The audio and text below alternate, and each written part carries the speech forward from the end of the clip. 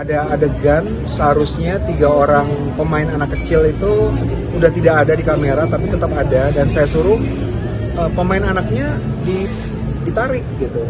Terus Astrada saya bilang udah sama saya.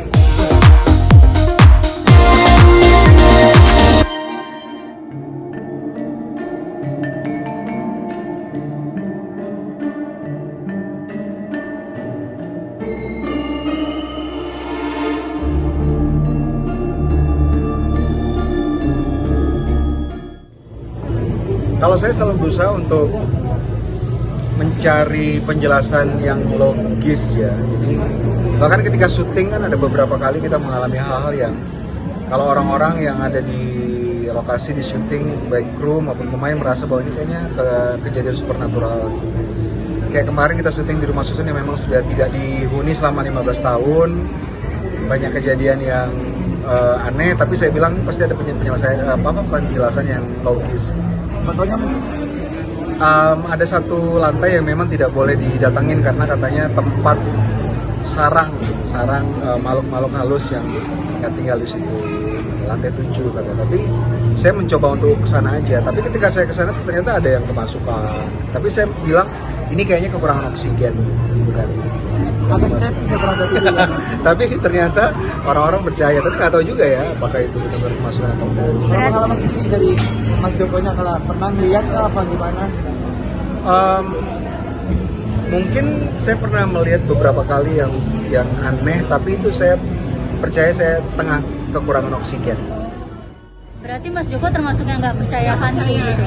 Kalau kita nggak percaya sama hal-hal yang tidak bisa dijelaskan, itu kita orang yang arogan. Dan kita sebagai manusia kan kita pengetahuan kita terbatas ya. Kita hanya tahu dari yang apa kita pelajari, apa yang diberitahukan kepada kita. Dunia ini kan banyak misteri ya. Jadi ya kalau misalnya kita bilang kita nggak percaya, kita yakin bahwa kita nggak percaya itu nggak ada ya, kita arogan. Jadi kita open minded aja sampai ada penjelasan, kita diyakinkan bahwa itu ada atau tidak ada ya kita open minded. Kalau kita melihat ya kita menerima aja. Kalau digangguin ya Ada beberapa kali, tapi ya seperti saya bilang, saya berusaha untuk mencoba untuk menjelaskan secara logis. seperti apa sih contohnya yang kejadiannya? Misalnya saya pernah menulis skenario, saya merasa saya cuma menulis skenario selama 3 hari. Tapi ternyata saya keluar rumah, teman saya bilang saya udah tidak ketemu mereka selama 2 minggu misalnya. Jadi saya membuat skenario itu saya kasih judul Dead Time, waktu yang mati misalnya gitu. Berarti ada tempat satu. Tapi mungkin karena saya terlalu asik nulis, saya nggak kerasa. Jadi waktu berjalan dengan cepat kan bisa aja. Itu di lokasinya di waktu itu juga di rumah kan? Di rumah. Kalau tadi tunjukin beberapa hal aneh katanya. Oh, katanya sebenarnya kurang oksigen kan. Tapi itu bentuknya kayak seperti apa sih?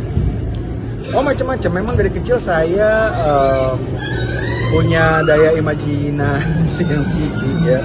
Bentuknya aneh-aneh dan biasanya yang saya lihat itu saya masukkan ke film-film saya. Misalnya kayak saya pernah bikin film Kala gitu, ada makhluknya. Kemudian saya pernah bikin series untuk HBO Hubbles, atau saya pernah bikin series juga folklore, termasuk yang saya taruh di Pengabdi Setan pertama dan yang kedua itu adalah makhluk-makhluk yang saya taruh di Pengabdi Setan pertama dan kedua ini sekarang ya makhluk-makhluk yang saya lihat ketika saya kekurangan oksigen itu, tempat yang pernah ditinggali oleh manusia tapi ditinggal lama. Itu biasanya seperti itu. Itu di daerah. Biasanya kalau saya syuting kan mencari tempat ya, mencari lokasi. Kalau misalnya mencari lokasi, biasanya saya bikin film kan biasanya settingnya itu lama ya, tahun terlama lagi.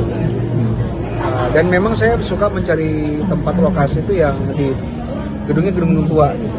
Gedung-gedung tua ini kan dulunya pernah ditempati oleh manusia kemudian tinggal. Itu biasanya yang ada atmosfer yang berbeda gitu. Ketimbang misalnya hutan yang tidak pernah ditinggali oleh manusia, itu biasanya saya nggak pernah merasakan ada apa-apa. Tapi kalau misalnya tempat yang dulunya pernah ditinggali oleh manusia ditinggal, itu kayak ada residunya.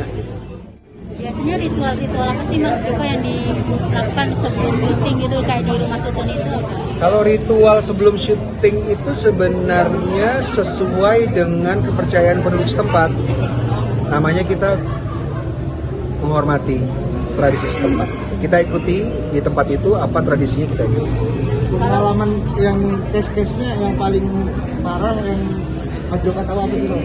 Kita pernah syuting Perempatan Raja 6 dulu ada adegan seharusnya 3 orang pemain anak kecil itu udah tidak ada di kamera tapi tetap ada, dan saya suruh pemain anaknya ditarik gitu. Terus Astrada saya bilang udah sama saya, dan ternyata 3 anak itu masih ada di kamera. Dan Jadi dibiarkan tuh? nggak kita hapus karena mahal kan.